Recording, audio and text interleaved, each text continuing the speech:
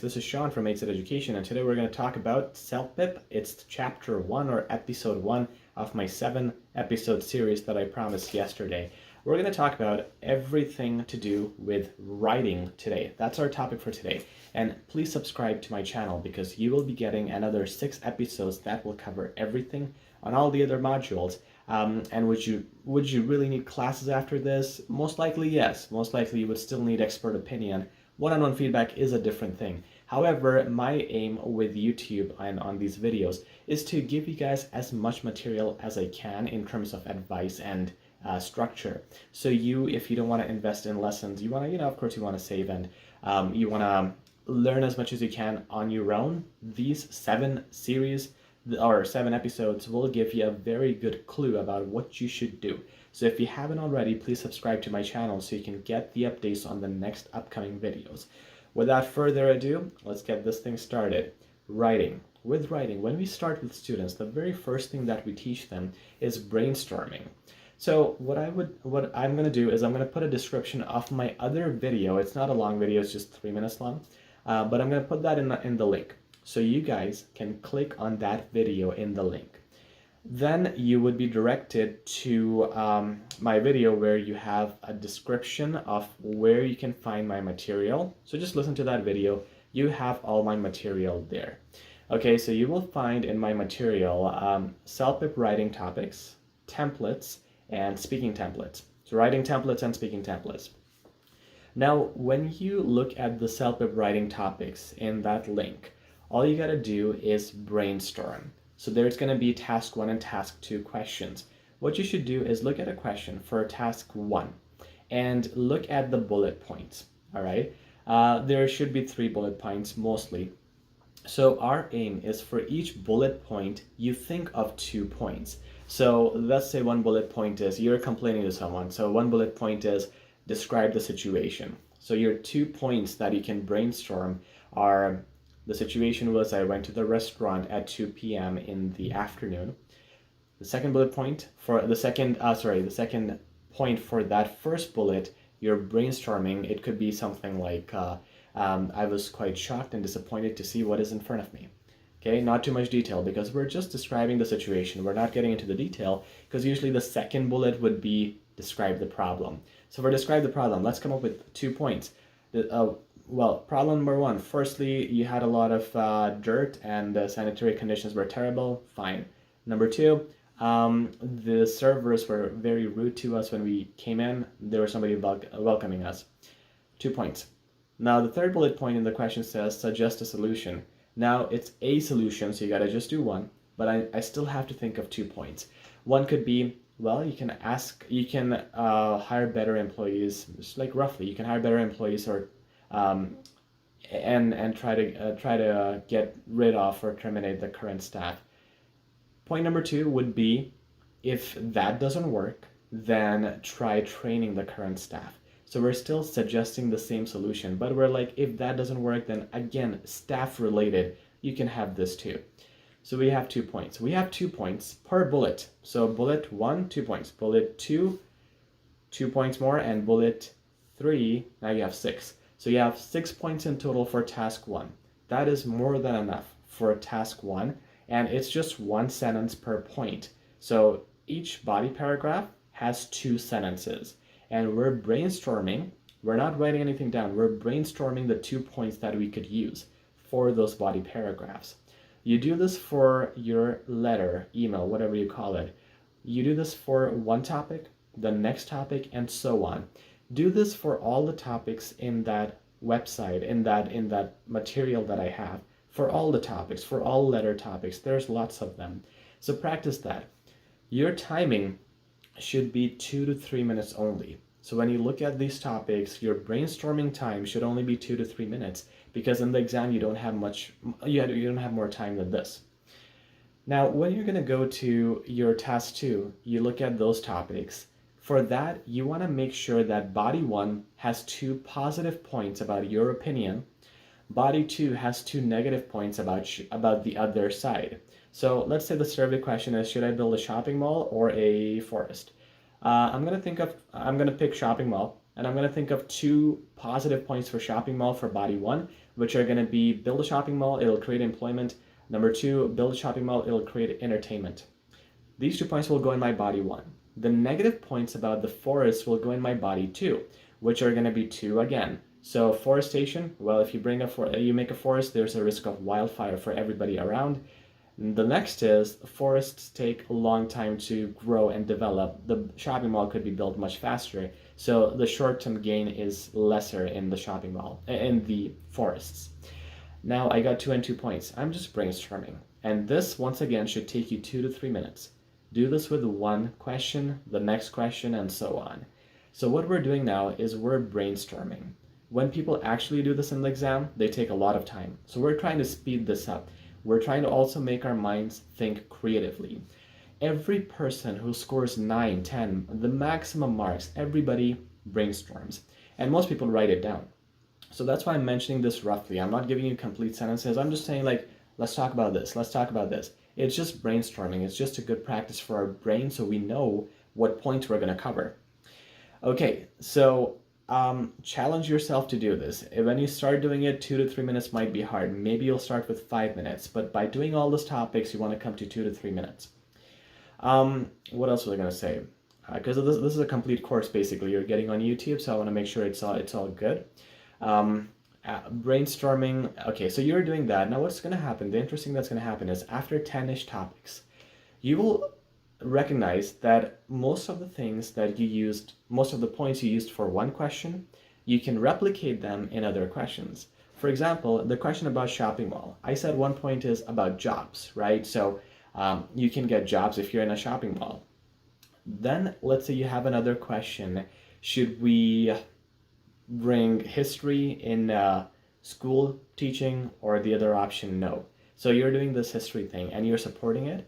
1 point could be, yeah, you should have history because it's going to bring jobs. It's going to create jobs, right? So that jobs thing can be used in so many places.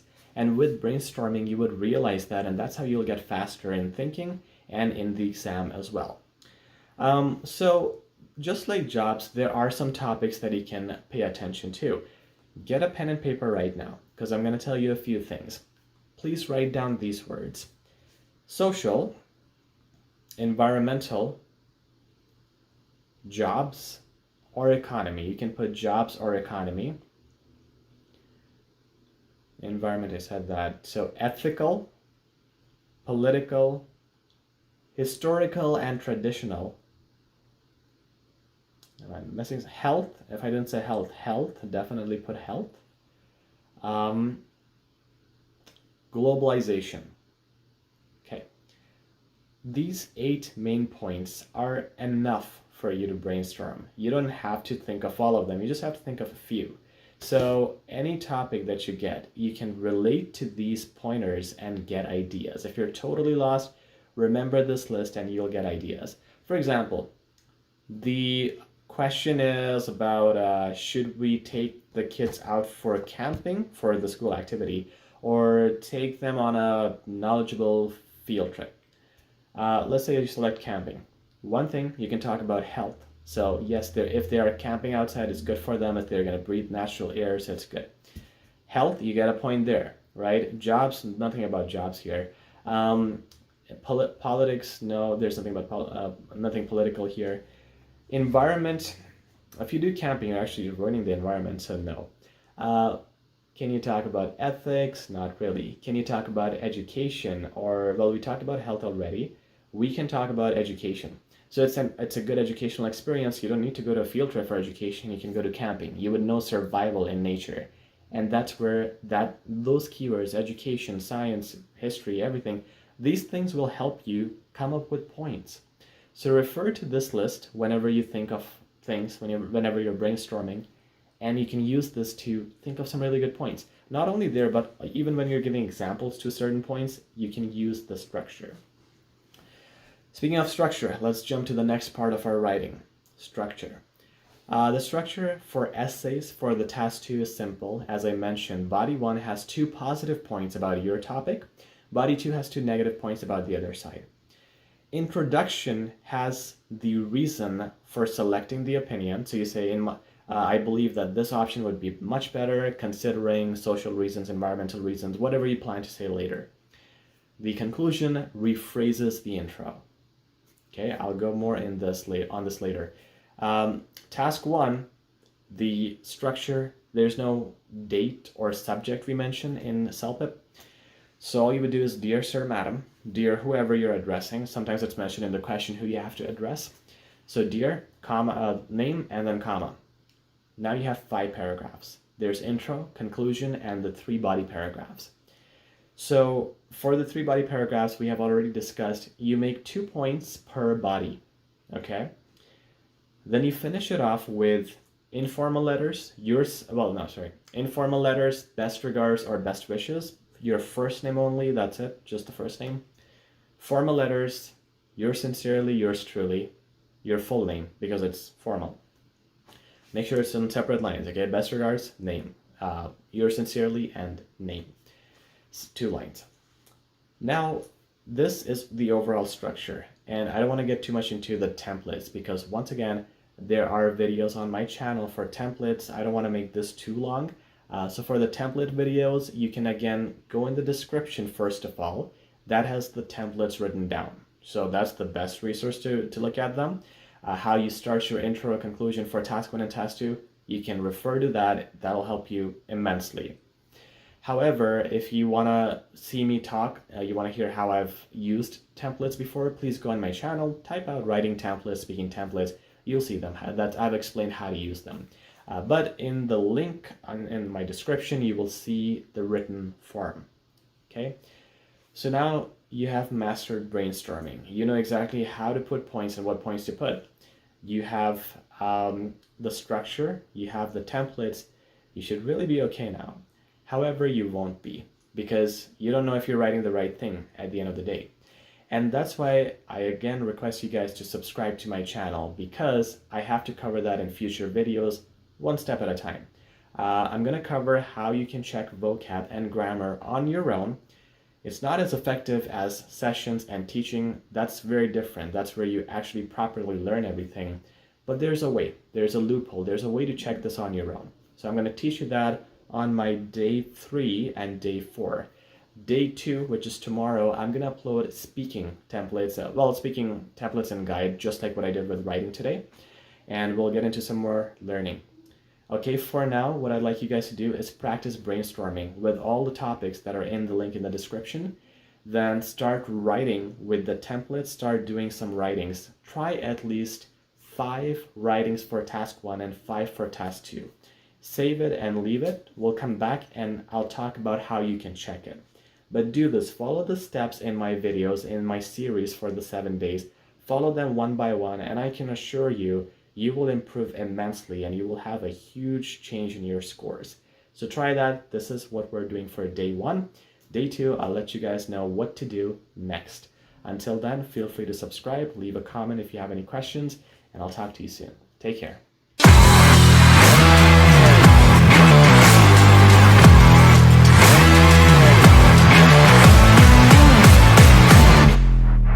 Hey guys, this is Sean from HZad Education, and today we're going to do our day 2 of our CELPIP crash course. Yesterday we did day 1 and we discussed writing. If you haven't seen that video, please feel free to do so. I mentioned lots of tips there, very interesting things about brainstorming, making the right templates, using the right structure, and that's the aim of this whole crash course in the 7 days, to teach you everything you need to know for your CELPIP exam. Today we're going to tackle speaking and discuss those things. In these videos, I'm also talking about self-evaluation, how you have to mark yourself, what you can expect the examiner to see, and a lot of criteria that I'm going to be discussing in the next 5 more days after today. So for today, our menu is speaking, and we're going to talk about all 8 topics of CELPIP speaking. I will not discuss the templates though, because I have uploaded multiple videos on that now. If you want to see the template details, please look at my YouTube channel, search for the videos with the templates, and you'll get tons of info there. I just don't want to repeat myself, especially for people who have seen those discussions already. So what I'm going to discuss today are things regarding brainstorming, which again I mentioned in my video yesterday. If you haven't seen it, please do so.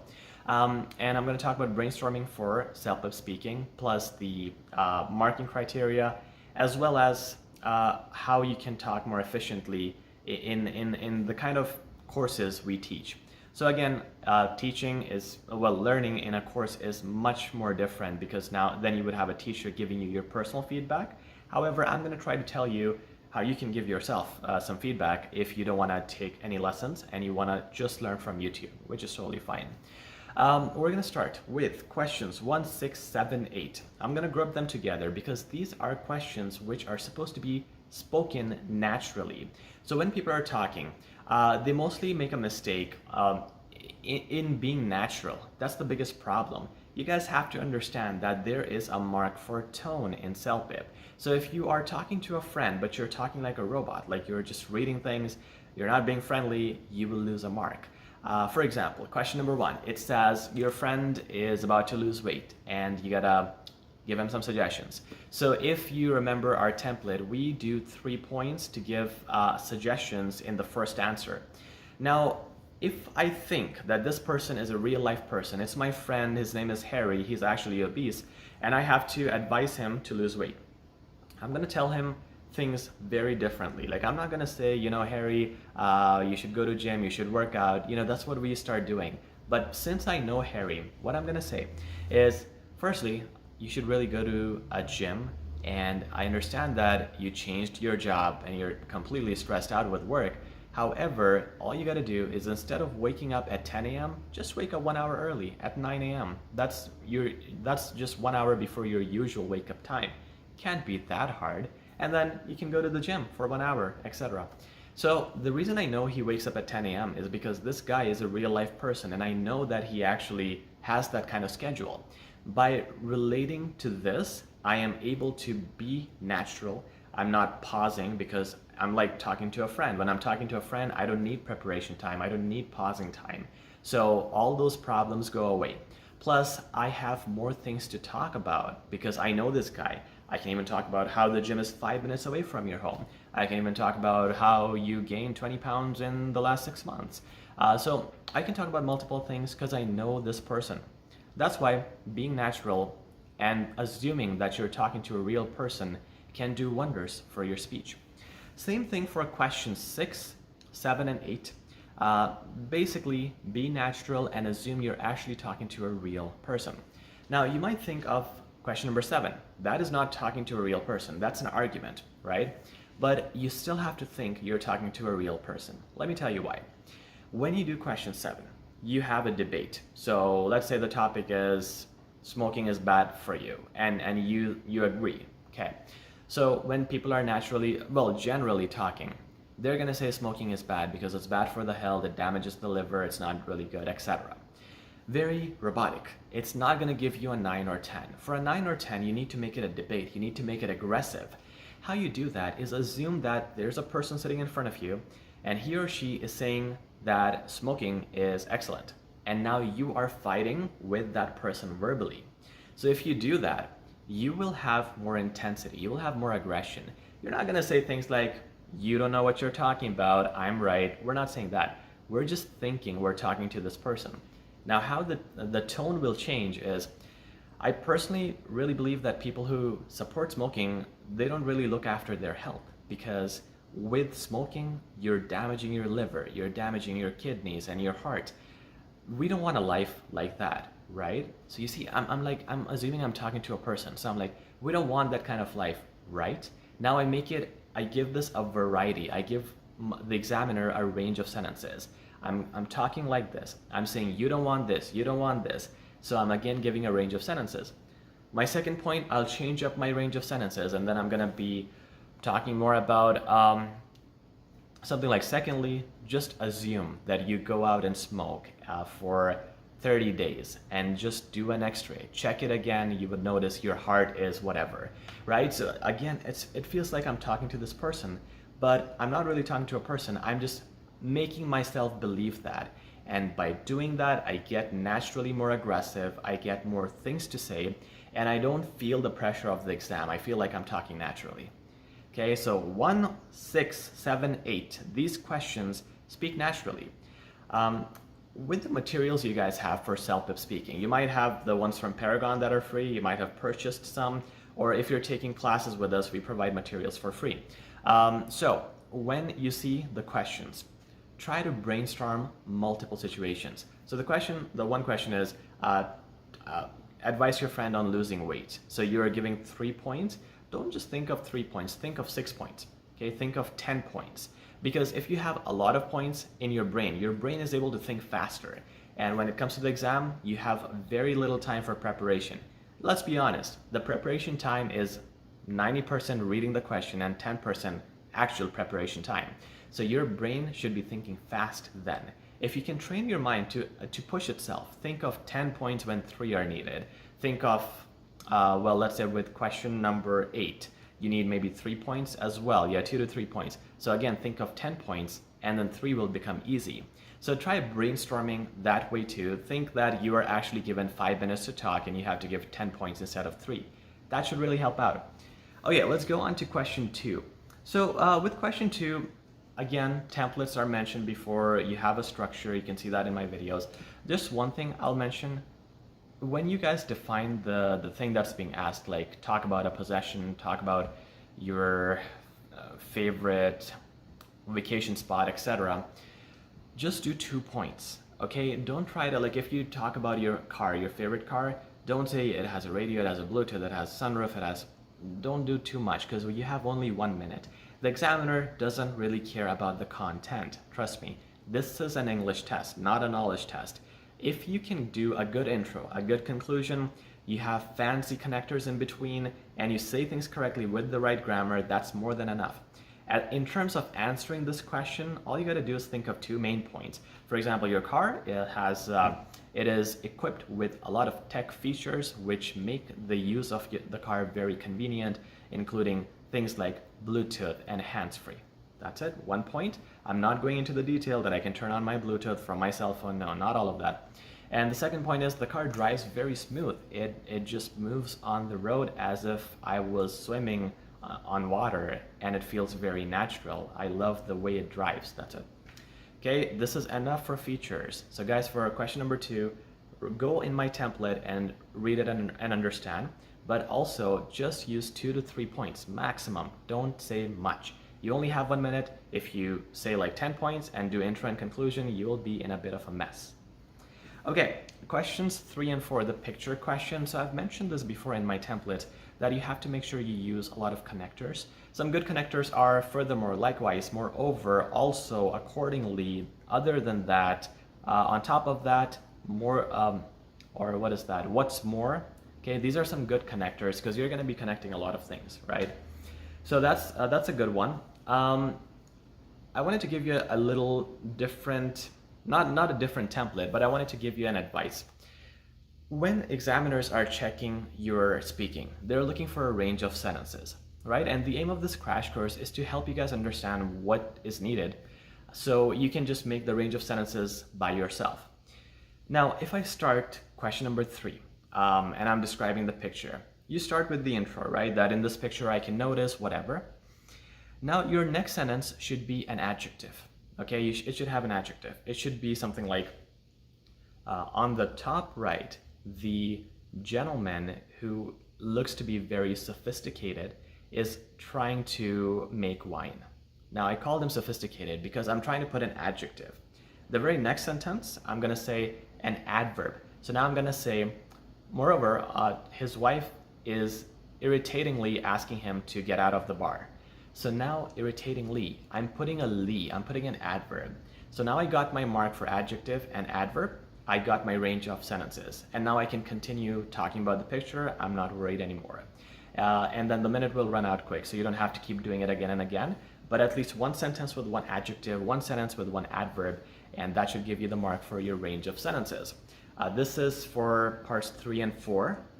For part 5, okay, so again, part 5, we've talked about it in depth in my templates. Again, please look at that video.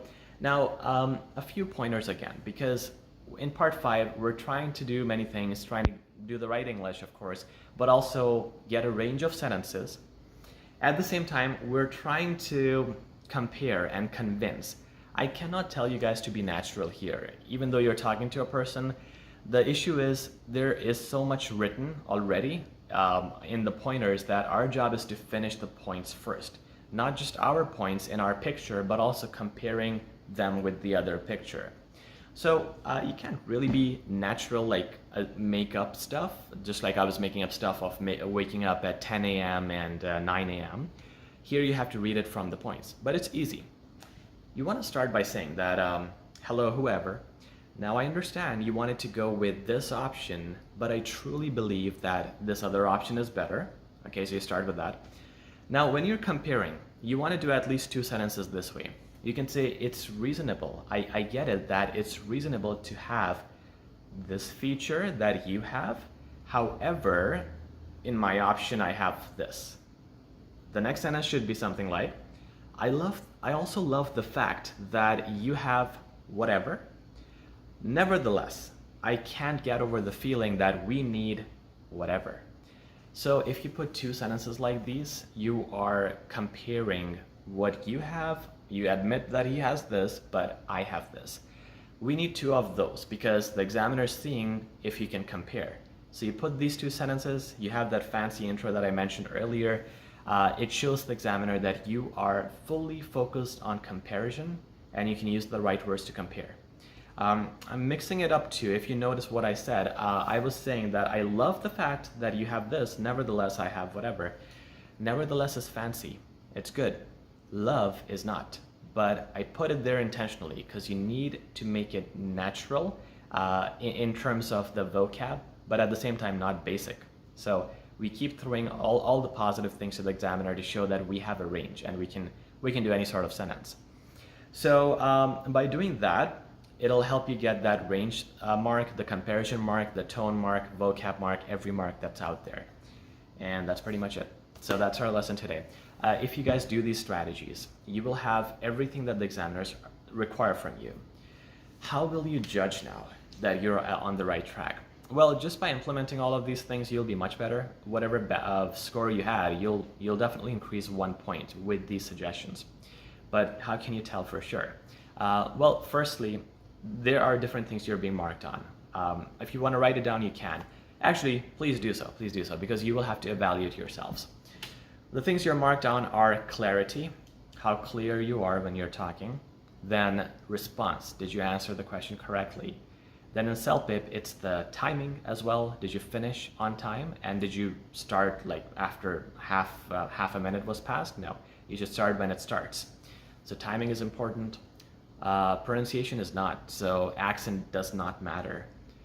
Grammar is super important. Grammar is marked. Vocabulary, of course, it's marked. Structure is marked, how organized you are. And I would say structure and conjunctions, like connectors, are very closely related, because if you have good connectors, you would have a good structure. Intro and conclusion, the style of that matters too. That's marked as well. Finally, the tone is marked. So if you're being natural or robotic, etc. By the way, range of sentences are marked, and I didn't mention that because vocab and range of sentences are the same mark. So when you evaluate yourself, you want to speak, record it on a sound recorder on your phone, listen to it and play it, and look at these pointers and think, if you were the examiner, what mark you would give yourself. Do not compare this with the sample answers you see online. I don't want to mention the name of the company again, but I've mentioned that before, that don't compare it with the samples online that claim that this is a level 10, level 12. They're really bad samples actually, so don't rely on those. The most accurate thing I can promise is myself. So on my YouTube videos, the samples you have seen me doing, compare it to that. I don't think 12 is achievable. And when I did my CELPIP exam, I got an 11 in speaking. So it's not impossible to get a 12, but it is pretty difficult. So I would say my level would be 11, although I want to say it's 12, but let's say on my videos it's 11. Take that as the top, as the pinnacle, and compare your speaking with that. If it's close to it, if it marks and matches all the criteria that I mentioned, you're good. You can go ahead and do the exam. But if not, if you're still struggling, you need to do some classes. For that, you can, of course, always contact me. My email is always in the description. You can also comment if you need any help. And you can visit our website at www.HZadeducation.com for more details about our lessons. So that's pretty much it. I guess this will really help you in speaking, and just practice it more and more. Brainstorming, doing the templates, the strategies, then recording and evaluating yourself. That's all you need, and that should really help you out. Until next time, guys, if you found this video useful, feel free to subscribe, feel free to share, and I'll talk to you guys very soon. Take care.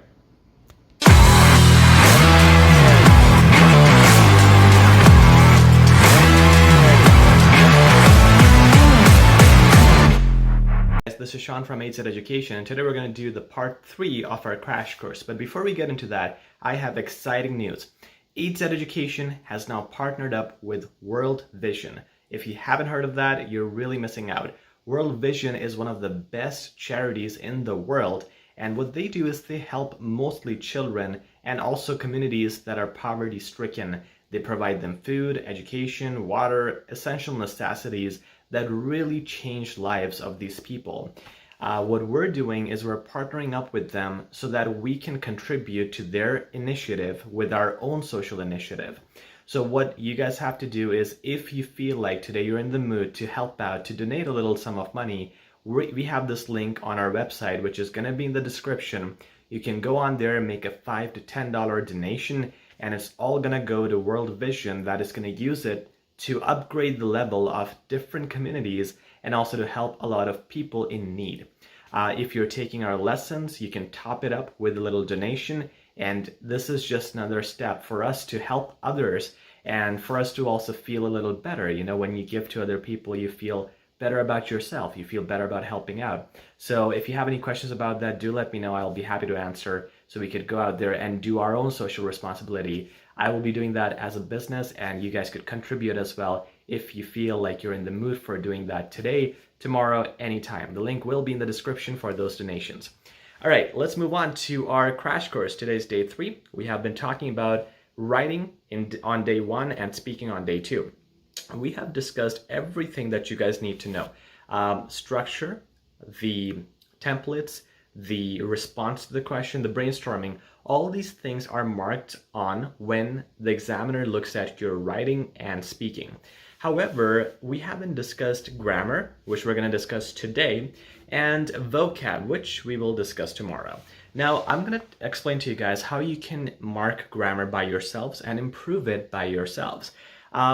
While I do that, I'm doing this because I understand not everybody can take lessons because of schedules and because of the fee.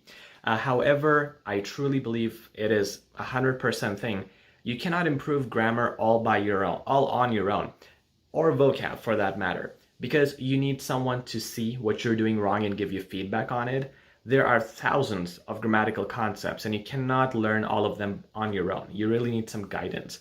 So either you're taught at school and you're lucky, but if you're not, and if this is your second language, you can contact me for lesson details, and I'll be happy to help you out with that.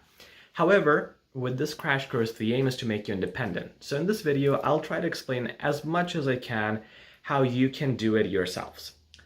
Let's talk about Grammarly. Grammarly. Grammarly is an amazing application for understanding your grammar mistakes. It's way better than Microsoft Word spell check. If you guys are thinking it's the same thing, it's not. Grammarly goes in a lot more detail. So I'd like you guys to download Grammarly, okay?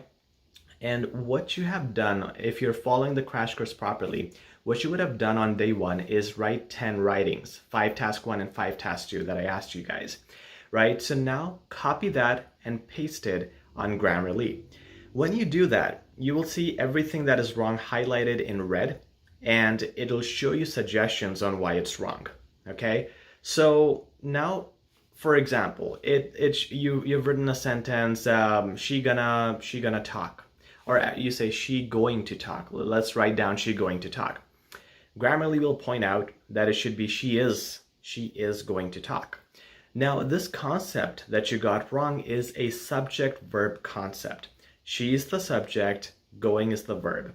And you made a mistake there, so that means your subject-verb is not clear. So what you have to do is go online and check out some grammatical content, which I will mention where you can go. And you have to practice subject-verb related exercises. I'm gonna put in the description some of the best grammar links out there. There are gonna be links on prepositions, articles, grammar overall generally, and active, passive, and so on. You guys should really look into those links. If your problem is subject verb, if your problem is adjective, whatever your problem area is, and you see that Grammarly is marking that area more and more, you go to one of these websites, which are all great websites, the world's best websites probably. They're all in the description. Okay, so you click on them, try to practice that concept. The very first link that's on there, englishgrammar.org, in the description, that has pretty much everything you need for grammar. So if you go on that website, you look at the left column, there are different topics, adjectives, commas, conjunctions, etc. Whatever your weak area is, click on that and you will see multiple exercises with many multiple choice questions. Now, when you click on these questions, you attempt an answer. If you're correct, you're good. You know that. If not, it will show you the answer. So all the links here, all the exercises have answers for grammar. You want to check first. Again, the step one is to put your writings on Grammarly, check the mistake, see what mistake you're making, and then go in these grammar links, try to figure it out what the mistake is and do the exercises for that mistake. You might have subject-verb mistakes, most common. You might have mistakes on commas, punctuation, could be anything like that. You might have mistakes on adjective usage. You know, you're saying she is happiness instead of she happy. So Grammarly will point it out, and then, you know, happiness is a noun, happy is an adjective. Maybe both are incorrect in your brain. So now you do a noun and an adjective exercise from the links below.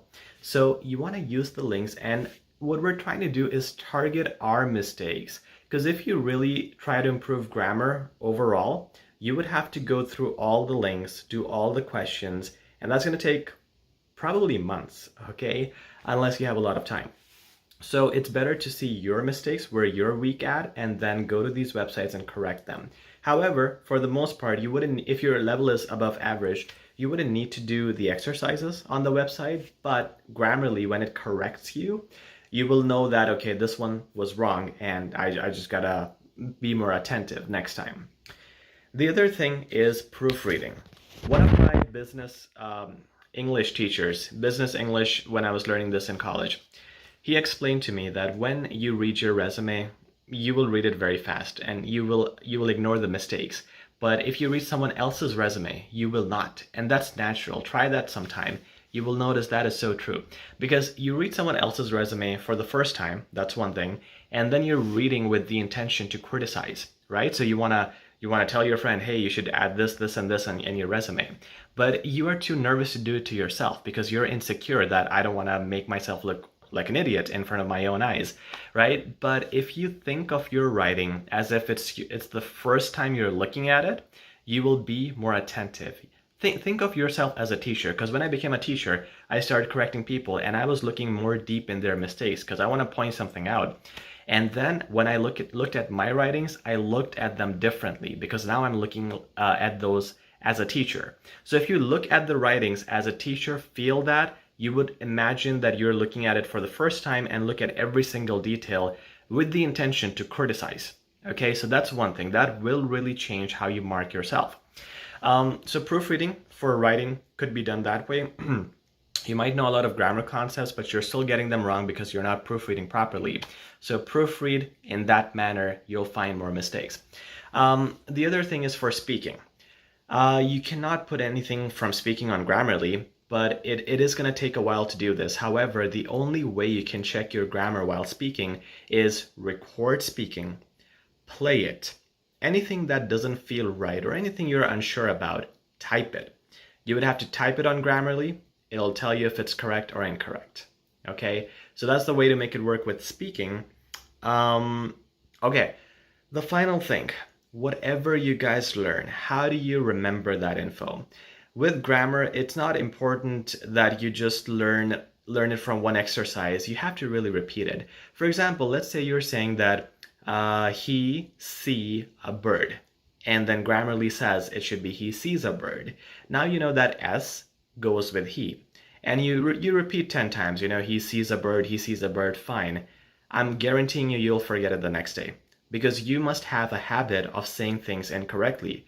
You must have been saying he see, he do, he walk for a lifetime. How can it be fixed in one day? The only way to make it work is to make a habit of saying the correct thing. So what you gotta do is say multiple sentences with the same mistake, which means if you have said he see incorrectly, it should be he sees. Repeat he sees with multiple situations. So he sees a bird, he talks to a lady, he works in the shop, and so on. So what you're doing is now you're putting he and putting the S with different situations. Now try to change the he. Try to say Bob walks outside, Harry eats ice cream, etc. Now you're conditioning your mind into thinking about the subject and the verb correctly. And now you make multiple sentences. And don't stop on day one. This practice you have to do for 2 weeks. Grammar practice comes with repetitions over a 2-week period, at least 10 times a day. This is habit development. Habits usually develop in 30 to 40 days, but with English it's different. In English, 2 to 3 weeks are good enough. So at least try 2 weeks on grammar repetitions and conditioning your mind to making different sentences. This way, no matter what the situation is, if you go out and you look at two people and you say Bob, that's Bob, and that other guy he's talking to. So you can say Bob talks to Harry every day. Your lips and your mind will automatically say it because now you have trained yourself to use the correction with so many conditions. So try that, it works in a phenomenal way. So overall, the main thing is to put the resources at use, the links that are in the description, the Grammarly application. It's an amazing application, of course. And then work on repetitions, work on your mistakes. Speaking is a little longer. You have to record and play and type and then look at your mistakes.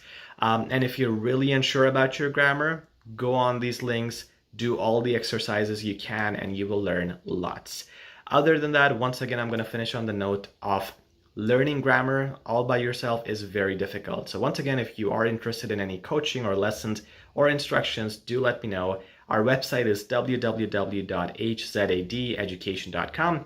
Other than that, you can stick here on YouTube and you will get a lot more details in the next few days. We have 4 more days to go with these lessons, and tomorrow we'll discuss how you can make good complex sentences with a good range and with amazing vocab that will blow the examiner's mind. For more tips and tricks, please subscribe to my channel. And until next time, this is Sean. It's been lovely talking to you guys. Talk to you again very soon.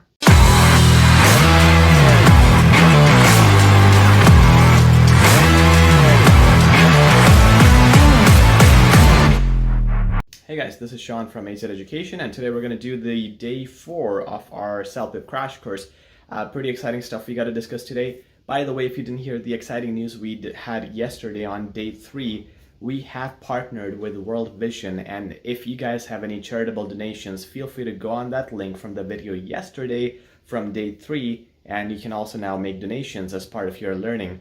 It's just optional, but it's a great incentive if you do. Now, let's get started with what we have to do today for CELPIP. We will discuss vocabulary. All right, day 1, you guys did writings. Day 2, you guys did speaking. Now, day 3, yesterday, I asked you guys to review grammar, and I give some really good tips on how you can do that. So the writing and speaking you guys did. Now you have a suggestion. Now you have a way to review your grammar for writing and speaking. However, now comes the next step. Now it is the vocabulary. So when we do lessons, when we coach our students, and let's say someone purchases a 20-hour package, we start first of all with the first 5 hours or so with the template discussion and explanation and strategies. The next 10 hours-ish are based on feedback. So students write, and that's where we give feedback, and those are the most useful hours. Now the feedback is the only thing that is missing in the crash course because of course we don't have your writings or speaking to look at. For that we have lessons separately. But the first 5 hours of what we do, the strategy discussion and all of that, I have covered that. Feedback a bit, yeah, from the grammar practice that we did yesterday. you can kind of do self-feedback from now on. And the final stage, let's say the last 5 hours of the 20-hour package, if someone books it, we work on the vocabulary. Because once all the basics are fixed, once all the basics are done, you are able to get a score of 8 in CELPIP. So you write in a more than average fashion, you use the right templates, you have perfect grammar, but you'll still get 8. The reason you will not get 9 or more is because you need fancy vocabulary for that. So today we're going to discuss how you can improve your vocab, how you can proofread and start improving it from now on, and also like the short-term and the long-term strategies. Now, if you are having the exam in a month from now, at least 30 days, you should go with this strategy. Go to EnglishVocabularyExercises.com. I'll put the link in the description. Okay, so you go there, and that has a really good word list. That is my favorite website. Again, the link will be in the description. That website has words you can actually use. You know, a lot of word lists are difficult. You can't really put them in writing and speaking. That website has things you can actually use and even communicate with people in daily life. So you want to learn 10 new words each day. The best way to do this is learn 10 new words each day. Make a list of the 10 words and make multiple sentences out of each word. Okay? We at our channel also do this practice weekly. Every week, on a Monday, I upload 50 new words on our blog and I upload a video describing those words. But that's not enough if you have a CELPIP exam. You should be learning 10 a day. Okay? So you learn 10 a day. You make multiple sentences with each word that you learn and do it for 30 days. 300 words will be learned in 30 days if you do it properly. And if you do have time, go for 20 words a day, and so on. You wouldn't be able to use all of them, but at least even out of 300, if you can use 10 or 20 in writing and speaking, it's going to make a huge difference.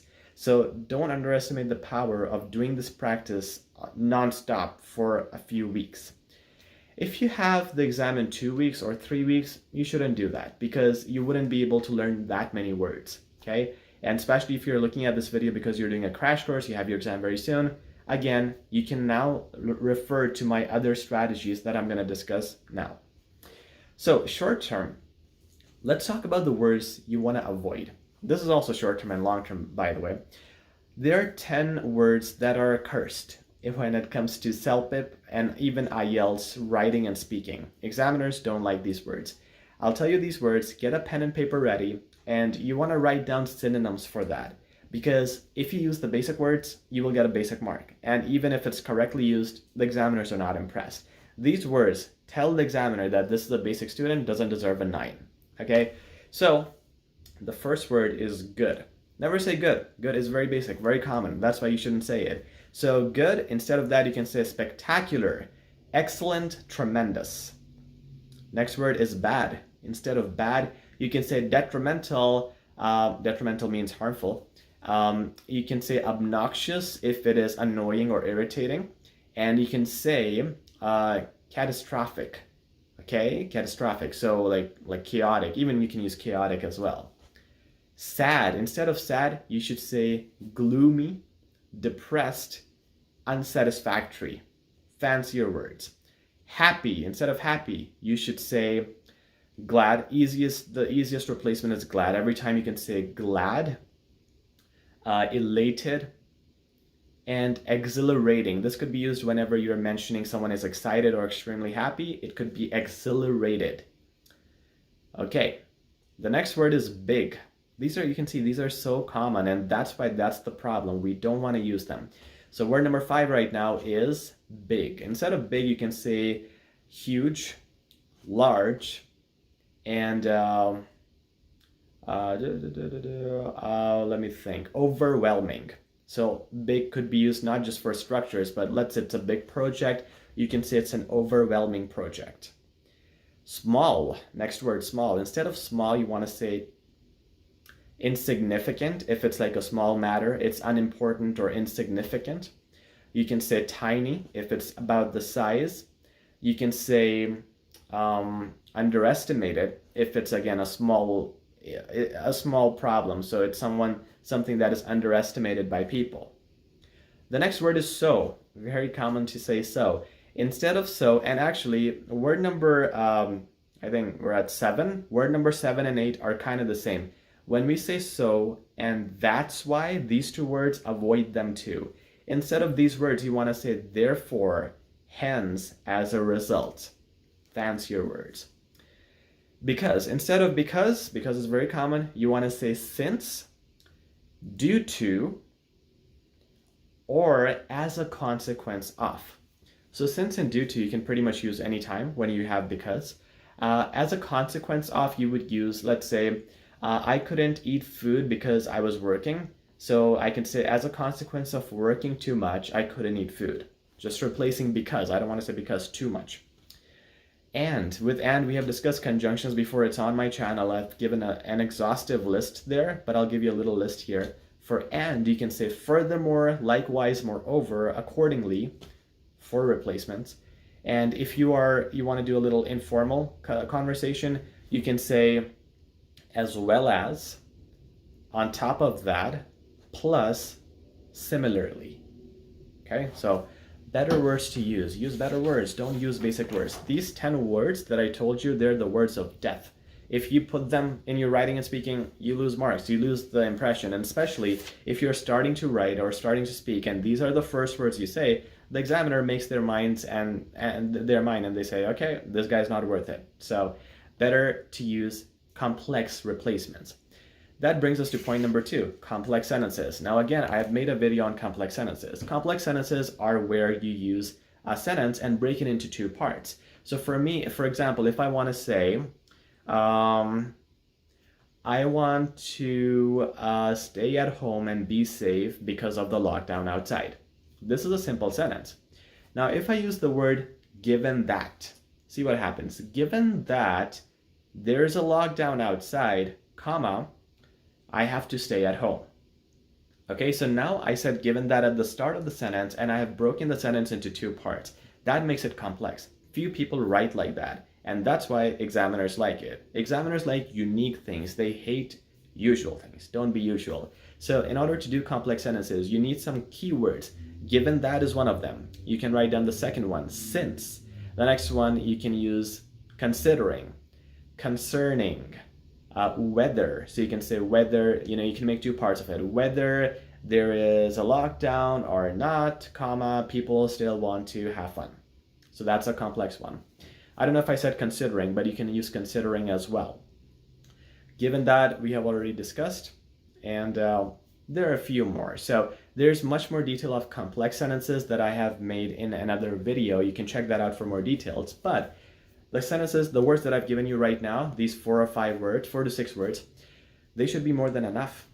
If you use 2 of these words in your writing task 1 and writing task 2, and in every speaking section you do, use complex sentences at least once in each part, then your speaking and writing will get much better. Let me repeat this. In every speaking part, you have 8 speaking parts, right? You need to make 8 complex sentences. 1 complex sentence per speaking.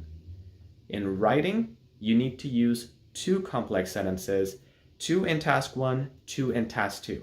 That's for CELPIP. This is more than enough to give you a great mark and make a great vocab impression. Now what you want to do is combine this with the template, okay? So you're combining the complex sentences with the template that already exists. I'm going to put the link of my templates again at the bottom of this video, so you don't have difficulty finding the templates. There's a video I made where I have explained where to find the template, so I'll put that link also in the description. The final thing is, let me see, connectors. Yes, okay, connectors. So connectors we have discussed pretty much. Instead of and, you can use furthermore, likewise, moreover, accordingly. Instead of firstly and secondly, you can also use these things. Firstly and secondly are bad, and on the one hand, on the second hand, or on the other hand, they're bad too. Everybody says that. So again, let's go to the connectors again. Furthermore, moreover, likewise, also, similarly, other than that, apart from that, what's more, on top of that, moreover, I think I mentioned, and That's pretty much it. I mean, there's more, and we have discussed in my other videos about connectors, but all you gotta do is use connectors in the writing templates. Now, writing template, when you see that, what I've explained there, in task 2 of CELPIP, the connectors are already there. You don't need to use more. In task 1 though, in that template, there is an intro and there's a conclusion. So I've made templates on that. I haven't made templates for the body paragraphs for task 1 because they're always different, so I can't make a template. So you try to use some connectors when you're making your own body paragraphs for task 1. Okay, so it's going to be useful there. In speaking, once again, same thing. Just like I recommended you use one complex sentence per speaking, use one connector per speaking. A lot of people think we have to use lots of connectors. The more the better, but you actually have very little time in CELPIP, like 1 minute and 90 seconds, so it's not much. So just use one connector and one complex sentence in each CELPIP speaking part. That is going to give you more vocabulary marks. Okay, so now, guys, what we have done is we have used complex sentences, connectors, replace all the 10 ugly, very common words with the fancier words. And if you did have extra time and you go over my 30-day practice, which is learn 10 words each day, make sentences out of them, then you'd be replacing a lot of basic words with fancy words as well. Okay? So you combine all of these things and use my templates on top of that, your vocabulary, your structure will come together beautifully. And again, grammar needs to be improved too. And for that, you can go back to my video from yesterday, day 3 of this crash course, and you will learn from there as well how to improve grammar. So you improve grammar, do the right template structure, and make the vocab correct. There should be no reason why you should get a lower mark. Okay? The final thing is, when you are doing this, start proofreading. Writing is going to be very easy for you to improve because when you proofread writing, at least from now on, when you see these 10 words, good, bad, that's why, you're going to fix it. Okay, so you can get rid of all those annoying basic words and put the good ones in there.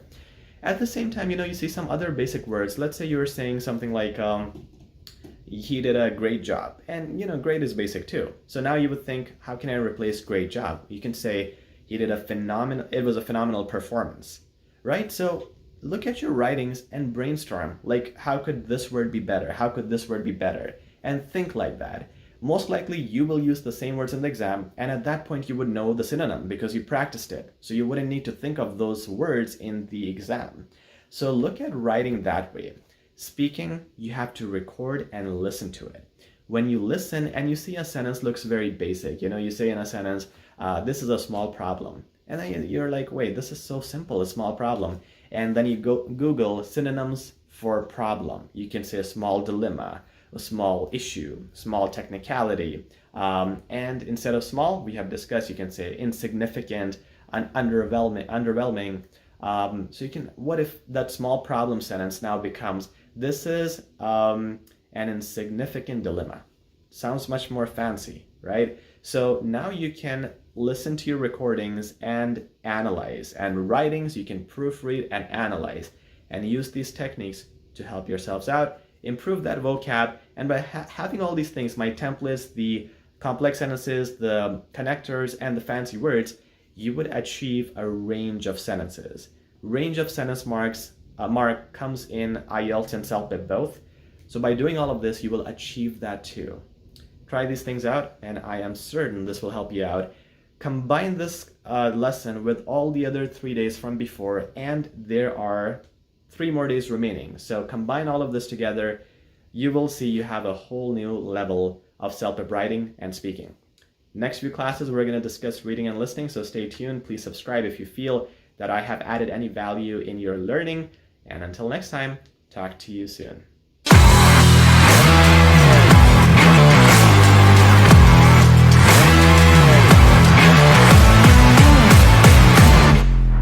Hello everybody, this is Sean, and today we're going to do the CELPIP crash course, day 5.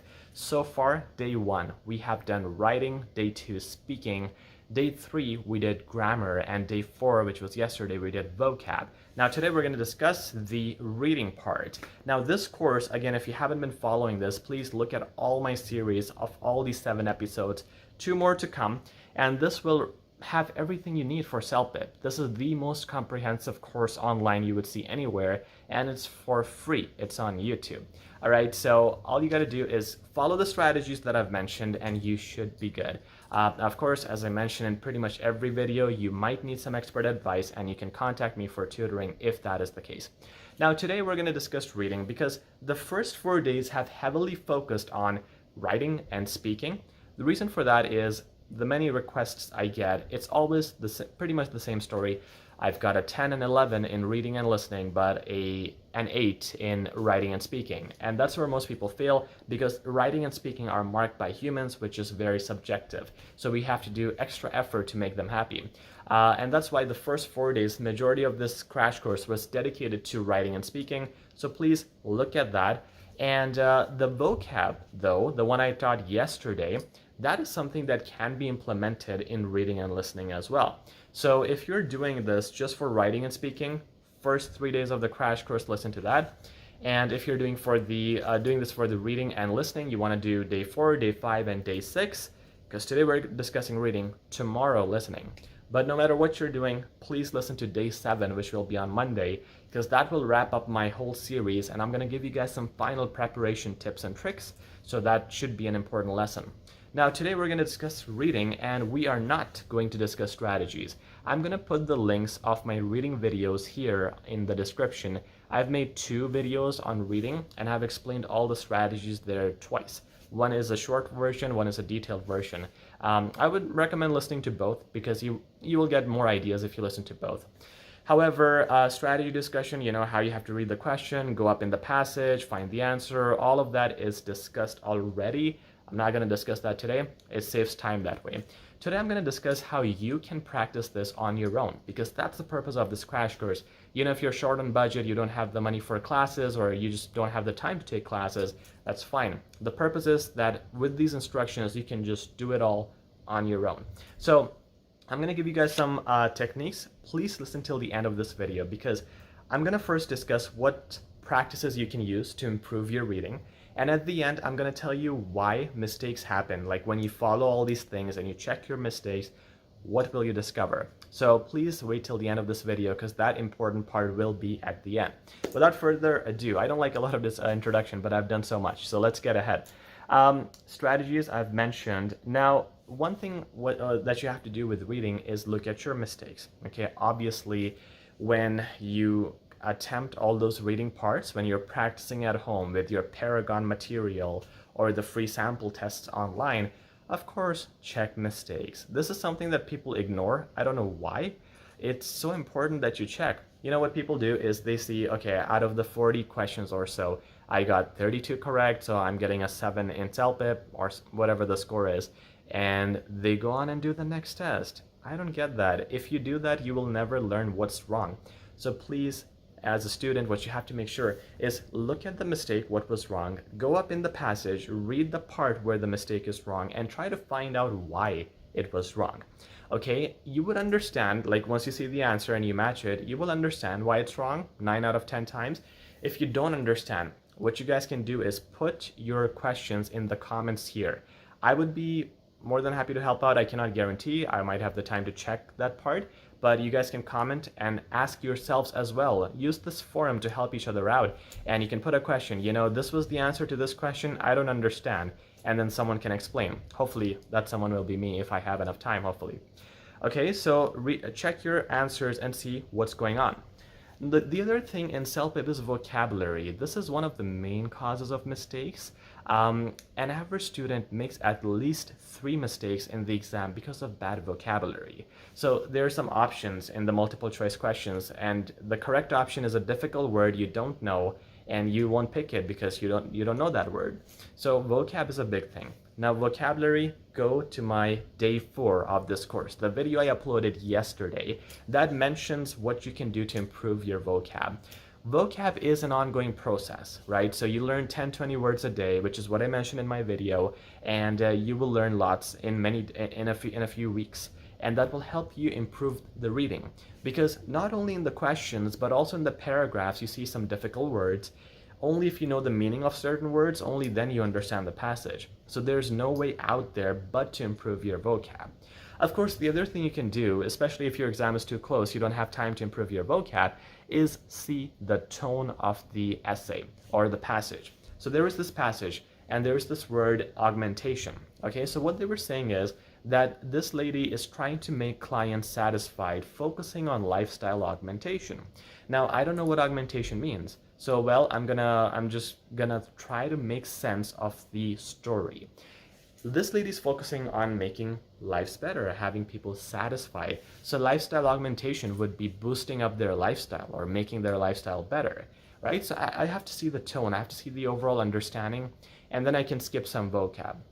But if I knew that augmentation means improvement or increasing or making it better or boosting, I would get that much faster. So I do want to practice vocab, but I can also infer from what the passage is saying. Okay. The second thing is paraphrasing. So again, paraphrasing, I have mentioned that before in my videos, how you can do that. I'll give you another example if you haven't seen my paraphrasing or reading related videos.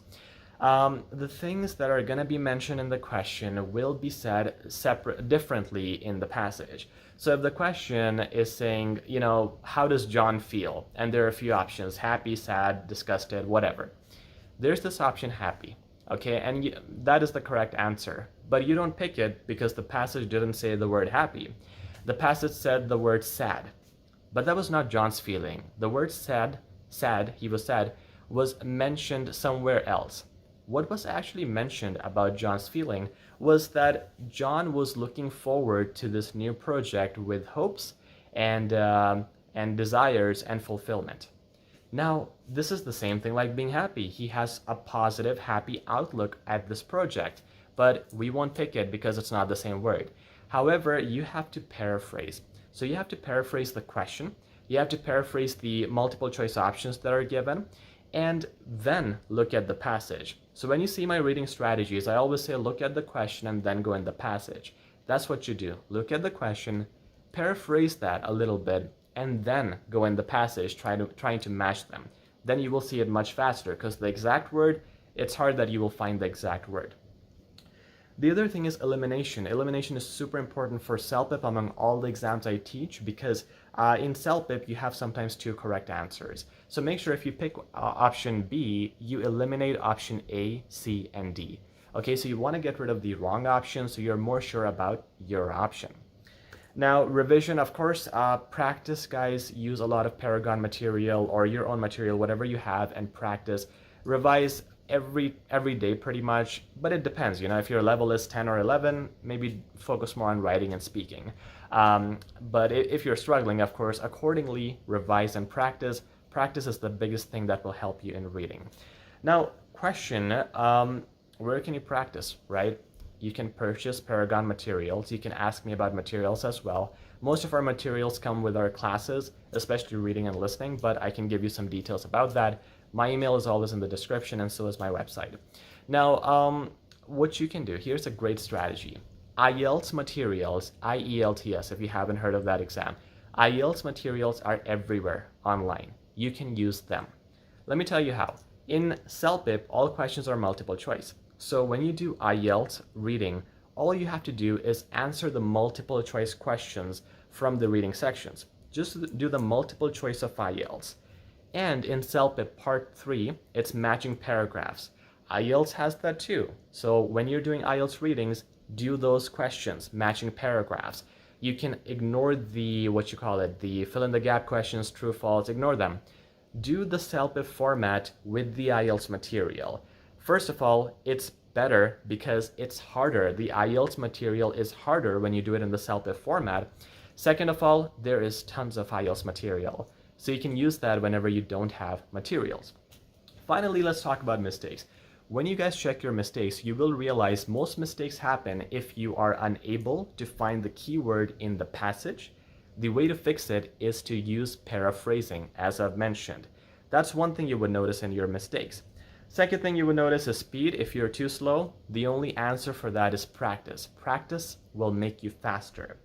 The other thing is vocabulary. We have discussed that too. You would notice you make mistakes because sometimes you don't get the right word, the meaning, or the vocabulary. So practice learning 10-20 words each day, like I mentioned on my day 4 of this crash course. So please refer to that video for that.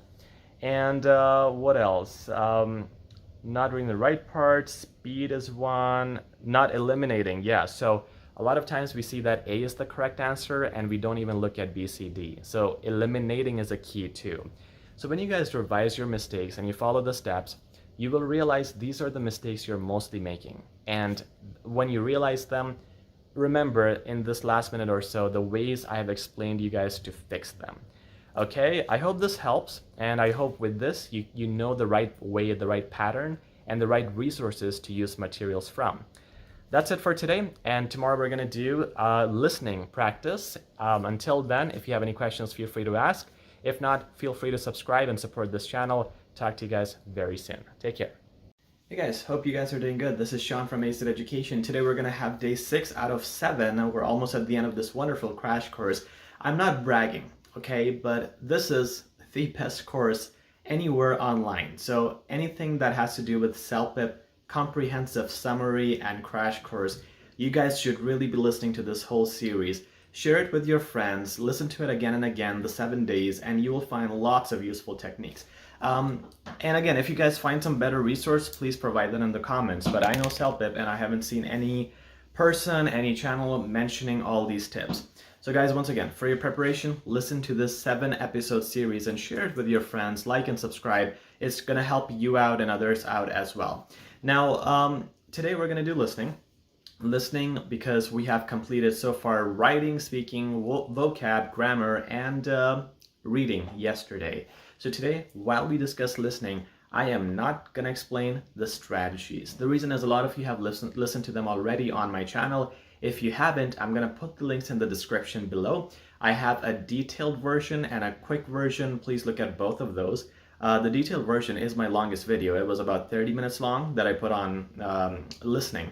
So you will find tons of strategies if you're looking for strategies.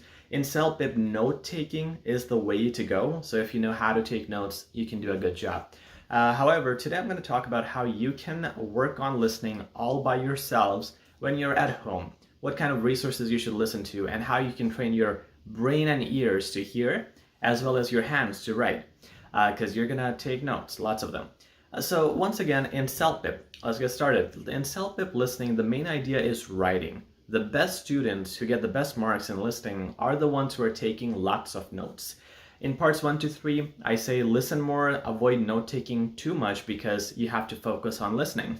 And they're quick parts. But from parts 4, 5, and 6, the more you write, the better it is, because it's so much that you won't remember everything. So you have to write down as much as you can. If you simply imagine writing everything down, everything is in front of you, and then they ask you a question, it will just all be on your notes. So the more you write down, the better it is. That's the secret. And there's, again, some techniques to take notes, and how you would do that, links are in the description. Okay, now let's get started with how you can practice this by yourself. Well, you can practice the free sample materials on Paragon. You can purchase materials from them. You can also purchase materials from us, but they mostly come as part of our classes. So if you want some free if you want some coaching and then you want the free material as part of that, do let me know. My email is always in the description. Now, on your own, what you can do is not listen to news. A lot of people unfortunately think listening to news is a good thing. It is for English practice, not for CELPIP practice. It's a different thing. In CELPIP, you have 2 or 3 people talking, having a conversation, and questions are usually based on the way the conversation is done. So, how did this person feel? Is this person positive or negative? Or how did this person respond to that person? Like, now you need to know if they were happy with the other person or they're arguing. You need to know how people communicate. In order to know this, news is not a good source because you're just listening to one person talk. You should listen to 2 people talking naturally, because CELPIP communication is natural. So when you are listening to the exam, you have people having expressions and phrases and idioms, day-to-day idioms. Do you guys know what it means when someone says, "Is that right?" Think about it. Is that right? So, you're a salesman and you're selling a car and you tell the person that you drive this car, it's going to make you feel like a millionaire. The other person says, is that right? That's not really a question. Okay, they're not really asking you, are you sure? They're actually mocking you. It's sarcasm. Is that right? Means I don't believe you. You're just making up stuff. It's just a rhetorical sentence to say. So if you don't know that, if you don't know the expression, if you don't know the North American expressions, you will not get the idea in CELPIP, because sometimes they're trying to have some comedy, which is really not that funny. And sometimes they're trying to be really serious with really, very, very focused expressions, very serious. So it's to the point sometimes. And you need to differentiate when we're being serious, when we're being sarcastic, when we're being funny. You would know this when you see communication and practice that between people. The best resources that you can have are interviews. Interviews on YouTube. Just type your favorite celebrity's name, whoever you want to listen to, and their interview. Okay, so Michael Jackson interview. Now you listen to two people talking, like late night TV shows like Conan O'Brien, Jimmy Kimmel, or Ellen, or Oprah. Now you hear people interacting, and they mostly are talking about funny stuff, so you will get a lot of day-to-day expressions, and you would understand how they're communicating, where the emphasis is, where the sarcasm is. That is really going to help. Plus, mix that up with comedy shows. So comedy shows like Friends, Big Bang Theory, all those things. Listen to them as well. They also use a lot of phrases in day-to-day life, which you will hear in the CELPIP exam. Those things are the best resources to train your mind, not news. Don't listen to news. It's also very negative, so not good for your brain. The next thing we have is, okay, comedy shows, we talked about that. Imagine this. If you are in a coffee shop with 3 other friends, okay, so I'm trying to talk about part 5 here of CELPIP, when you have 3 people and you're the 4th person listening, right? Do you forget things that the friends are talking about? No, never. It never happens. You never really need to take notes when you are talking in a coffee shop with people, and you mostly remember everything that is being said. Why is that? The reason is you are the 4th person. You expect that they're going to talk to you, that you are responsible for responding, and our attention is always there because we're interested. We're a part of this conversation. Sometimes our 3 friends are talking and our turn to talk comes after a few minutes. Just assume that you are the 4th person sitting with them and you're going to say the next thing. And well, they're cutting you off, they're talking right now, but just imagine that you're the 4th person sitting there and listening. When you imagine this, you will feel responsible, really accountable and interested to listen to what they're saying, and you will be surprised at how much you can get in your brain. So just be a part of the conversation. Imagine like you have to respond next and give your opinion, and you will listen more carefully. It's a strange thing, but as I said, imagine you being in a coffee shop. Wouldn't you pay attention? And you would pay attention naturally. So we want to train our mind to do that. The next thing is writing fast. So you got to practice your writing speed. Your CELPIP materials will be limited as well, even if you purchase them from Paragon. If you have hours to practice this, what you should do is, again, go on an interview, and when you play that video on YouTube, start taking notes. Start practicing writing and listening very fast. Okay, do them simultaneously, because your writing speed will determine how much notes you take, and those notes will help you answer the questions. You can never tell what kind of notes are important. Sometimes that's why they're tricky.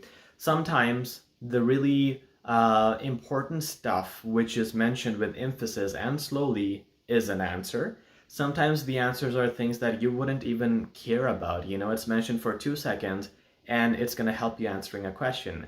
So you have to write down every single thing, whatever you can. We don't know which notes are going to help us, so you write them down. For that, you need speed. So listen to the YouTube interviews and practice writing at the same time. Now, another thing, when you guys practice this, play some other noise on the side. So on my laptop, I have YouTube playing, right? I'm listening to my interview. On my phone, I'm gonna play something. Let's say I'm gonna play Barack Obama's speech. I'm gonna distract myself. Why I'm gonna do that is because a lot of students, when they go in the CELPIP exam, they don't know this, and they realize it there, and they're so off their game when this happens. Other people are talking, right? So when you're doing the listening exam, either there are other people who are talking. Usually that doesn't happen because listening and speaking parts are very far apart, but it can happen. Someone might be at speaking, you will be at listening. You will hear them talk. That will distract you. You will see the invigilator moving around the room. That will distract you. You will hear typing. You will hear all sorts of noises, and that distracts people. And that's why if you practice distraction while listening at home, you will not fear that in the exam. You'll be way more prepared in the exam. Okay, so that's something you can do with practice as well. Another thing, I mentioned yesterday, if you don't have enough reading material for CELPIP, look at the IELTS reading material. Do it in the CELPIP format. Same thing with listening. When you go on YouTube, you can easily type IELTS listenings. There are thousands of those. Now what you do is simply play the audio. Don't look at the questions. Just play the audio, take notes. When there's a pause, then look at the questions and answer them. They'll be in a different format, but essentially you're training your brain and hands to have the same performance. Okay, so in IELTS, the questions are in front of you when you're listening. All you have to do, don't look at the questions. Just play the audio, write notes. When there's a pause, pause the video, and then look at your notes to answer questions. Simple. So you don't need to even buy material. You can do it this way. Distraction, we talked about that. And the final thing is listen again before. Okay, this is interesting. When you guys are practicing at home, of course, do some tests the way you would do it in the exam and then check answers. If you have more time though, it is going to be hugely beneficial for you to listen to a listening part and answer the questions. And these answers are your final answers. You don't get to change them. But listen one more time. Okay, listen one more time and then answer again and make a separate answer list. Now go to your answers, check them, and see which list was correct, the first list or the second list. You will realize a lot of things about you this way, because when you listen to a part the second time, you start to understand the second time, I caught this, I missed this, and maybe I was too busy writing this, so that's why I missed this. And that's why you would notice differences in both answers, in both answer lists, when you listen to it the first time and the second time. So try to practice each listening twice and compare answers. You would learn a lot about your brain and about your performance. Try doing that, it'll amaze you. Okay, that's about it. Strategies, again, the main thing, strategies, which I haven't discussed, they are in the description here. Combine my strategies video with this video, it's going to be about like 40 minutes long of practice. So you have tons of stuff from my side on listening. I hope that helps. If it does, please subscribe, please like and comment. And if you have any questions, again, feel free to comment. Until next time, this is Sean, and tomorrow we're going to do our day 7, our final day of training. Hope this series helps you guys out, and I'll talk to you guys tomorrow. Take care.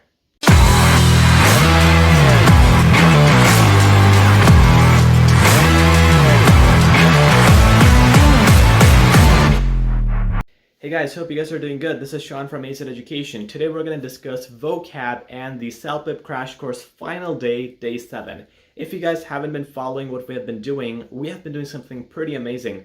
All the last 6 days we have discussed everything you need to know for CELPIP. I have provided you guys really good links where you can perfect that level even further and make yourselves better in the exam. Today, day 7, I'm going to wrap up the whole exam beautifully, where I can tell you what you can do next on your own and just figure out the best ways to proceed. However, it's Monday. Every Monday we have our vocab practice, and it's a great practice. I don't want to sacrifice that for anything. So we'll start with vocab. Even if you're doing CELPIP, please listen to it. And we're going to do 10 words today, not the usual 15, because we have less time. We got to discuss the crash course as well. Now, these words, once again, I write all of them down in my blog, and the description of the blog is always in the link. So please check that out. And without further ado, word number 1 today, postpone, P-O-S-T-P-O-N-E. Postpone means to delay. So if I delayed my appointment with the doctor, I'm postponing the appointment. The spelling, P-O-S-T-P-O-N-E, is important because people know this, but they cannot write it. So try using it for your writing. Word number 2, conceal, C-O-N-C-E-A-L. Conceal means to hide. So you conceal your pimples, you conceal the truth, you hide it. Number 3 is swap, S-W-A-P. Swap is to exchange. So I swapped my money with your currency, we're exchanging it. Number 4 is exhaust, E-X-H-A-U-S-T. It means to use something. So I exhausted all the food I had in the kitchen because I was really hungry. 5 is shrink, S-H-R-I-N-K. Shrink means two things. One is shrinking, making something smaller. So your clothes can shrink if you put them in the washer dryer every day. And shrink also means doctor. Now, it's an informal word for a doctor or a psychiatrist, mostly used in the US. And people would say, have you seen your shrink? It means, have you seen your doctor? Not really something you want to say with a formal person, but informally, yes. Number 6 is tremble, T-R-E-M-B-L-E. Tremble means to shake. So I trembled in fear when it was the earthquake. Mostly it's shaking in fear. Number 7, soak, S-O-A-K. Soak means to make something wet. So instead of me saying that I'm going to make this cloth wet, I'm going to say I'm going to soak it in water, meaning I'm going to make it wet. Word number 8 is timid, T-I-M-I-D, means shy. So if you're a timid person, you're shy, you can't talk to people, you're an introvert, most likely. Number 9 is to urge someone, U-R-G-E. Urge means to persuade. Next time you want to say persuade or convince, use the word urge. Urge is more fancy, and I can say I urged the cashier to give me a discount. Persuade. Number 10, agitate, A-G-I-T-A-T-E. It means to disturb or alarm someone. So the email from my lawyer agitated me, made me nervous, made me alarmed or shocked or disturbed.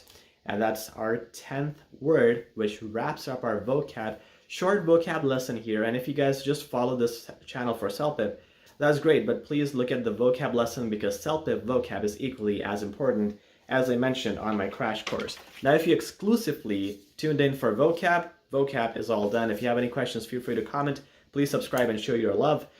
Otherwise, if you're here for CELPIP Day 7, let's get started. Day 1, we have covered writing. Day 2, speaking. Day 3, vocabulary, or was it grammar? Day 4 was vocab, one of the two. Day 5 was reading. Day 6 was listening. And if you guys haven't looked at those days, this is what you're missing. So please look at them. You will understand how to practice, what to practice on, the strategies to practice with, and what resources you can use.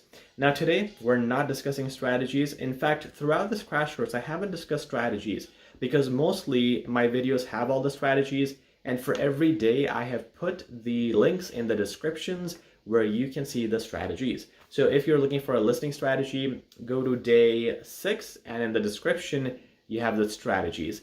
This course is more focused on what you can do because you're probably learning at home all by yourself. So there are some techniques that you can use. Now, let's get started with the material. So material, again, you can purchase it from Paragon. You can use a lot of IELTS material and combine it in the CELPIP format to practice the same thing. How you have to do that, I have explained them in my video, so please look at this crash course series to understand. Now, writing and speaking, you want to devote 70% of your time to writing and speaking, 30% to reading and listening.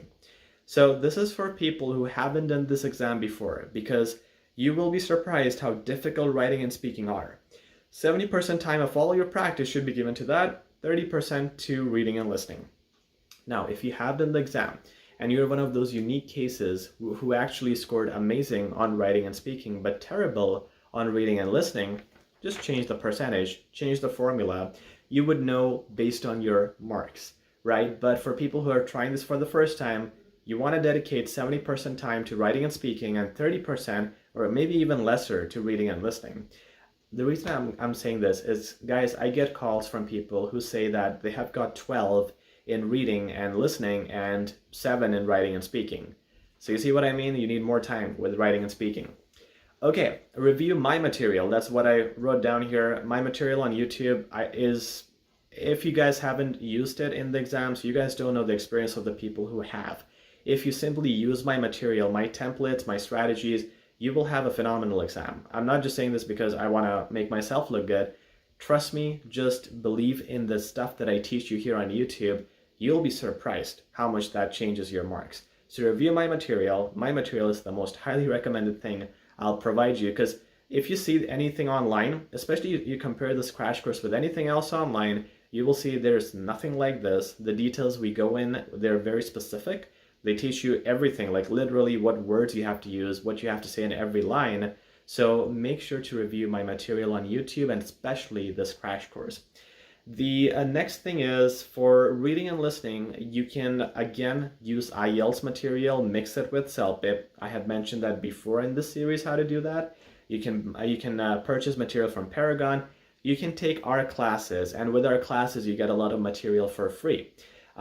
With our classes, I was also going to mention that writing and speaking, you can write and speak, and there will be nobody to judge. I have mentioned techniques on how you can judge yourself, but it will be extremely difficult. So even if you want to take just one class just to figure out which level you're at, let me know. A teacher can properly assess your writing and speaking, and with individual feedback, they can make a huge difference. So we offer that. Let me know if you guys are interested. Okay, listening distraction. I don't know if I mentioned this or not. Oh no, that was from before. You know what? I made another page for today. Okay, reading. How do you practice reading? I have mentioned that before in my video, but this day 7, what I'm going to give you guys here is for people who have many days left for their exam. If your exam is tomorrow or next week, you just have to follow whatever I have given you on the first 6 days. Now, if you're one of those fortunate people who at least have 2 or 3 weeks, do the strategies that I'm going to teach you now. So you guys need to read newspapers, okay? Newspapers are really academic. They have difficult words, and they have the same paragraph format that CELPIP has. So it has the topic sentence, it has description, and the next idea in the next paragraph. So reading newspapers will help you sharpen your reading skills. When you face a difficult word in newspapers, Google it. You will learn vocab that way too. The other thing is, I mentioned in the listening day yesterday, listen to interviews of your favorite celebrities on Jimmy Kimmel's show, late night shows like that, and listen to comedy TV shows. CELPIP listening is based on real-life human interaction, expression, and communication. So if you listen to these specific things, interviews of people, and natural conversations which are done in comedy TV shows, you will be able to catch up on the listening. The other thing is, long-term, the vocab and grammar have to be constantly improved. You know, if the examiners don't see any mistakes, they will just target your vocab and say words could be better. But it'll be the best thing for them if you put grammar mistakes. Now they have all the grammar mistakes, now they can easily deduct your marks. So grammar and vocab are long-term topics. I won't go into the detail on how you can learn them, but I'm going to say make a target each day to learn vocab and grammar. How you can learn them is mentioned in my day 3 and day 4 of this crash course. Okay, sample essays. I'm going to put a link for some really good sample essays for IELTS, not for CELPIP. There are not many resources available, unfortunately, for CELPIP. There's a link, though, for IELTS Band 8 out of 9 essays. Please look at them. If you guys look at those kinds of questions, you will understand the level that is needed, the vocab, the sentence structure that is needed for a good mark. So that can be applied. That thinking, that logical sentence structure can be applied to CELPIP. And I'm going to put that link in the description so you guys have the idea of how to do good writings. Okay? I don't know if you guys have heard of Tony Robbins and, of course, Barack Obama. These guys are some of the best public speakers in the world. Them and everybody on TED Talks, YouTube, TED Talks, there's some amazing public speakers there. So listen to them. And this is not a listening practice. This thing I wrote down for you guys so that you use this for speaking. So you're doing speaking, you're not taking lessons, you want to self-assess, right? Record yourself. Play yourself and play Barack Obama. Play Tony Robbins. Play TED Talks. Hear the difference. If you don't sound like those people, you're not going to score good in the speaking. If you sound like them, you have a pretty good chance. So that's for your speaking practice. The other thing you can do is ask your friends and family for help. Talk to them, practice speaking, practice writing. I'm going to tell you guys one really cool thing at the end of this video. But yeah, with this for now, friends, talk to them and You can discuss mistakes, you can discuss writing strategies, you can discuss, maybe your friend is not doing CELPIP. You can just show them your writing in 1 week, and after 2 weeks, show them another writing. Ask them, do you see improvement? Do the same thing with speaking. If teachers cannot help, friends can. But again, if you do have the budget for teachers, do let me know. Revise the vocab and grammar. So the grammar exercises and the vocab exercises that I mentioned on my day 3 and day 4 of this crash course, you want to revise them too. Like if you look at those links and forget about them, you'll forget about all the concepts. So you do those exercises that I mentioned in 1 week, and at the end of the week, revise. Test yourself on those things. Do you still remember that or not? So that'll help you with the progress, and you also can make a progress report. I mean, this one is pretty common sense. You can write down your previous writings, score yourself, ask a friend to score you. Same thing with speaking. 2 weeks later, try it again, see how you're progressing. Okay, the final thing is the speaking partner program. All right, I'm done with this list. I was writing this all down for the 7 days, but now the speaking partner program that I have built on this platform, I mentioned this a few days ago. You guys can contact me. I can assign you a friend or partner for speaking who can just talk to you for free. I just get to organize the session between you guys. I don't charge anything for it. And you guys can then make friends, talk to people, practice speaking, and also learn different things from different candidates. So I have this really good pool of CELPIP candidates who are participating in this. You can make friends and discuss CELPIP speaking with them, usual speaking with them, just for ESL practice even. And you guys can then also talk about writings. You and your peer can get each other to check writings for yourselves. So this way you can have someone constantly motivating you, supporting you. And I understand if the lessons are too much for you to pay, this is a pretty good way to join my CELPIP community of students like yourselves and practice and benefit from that.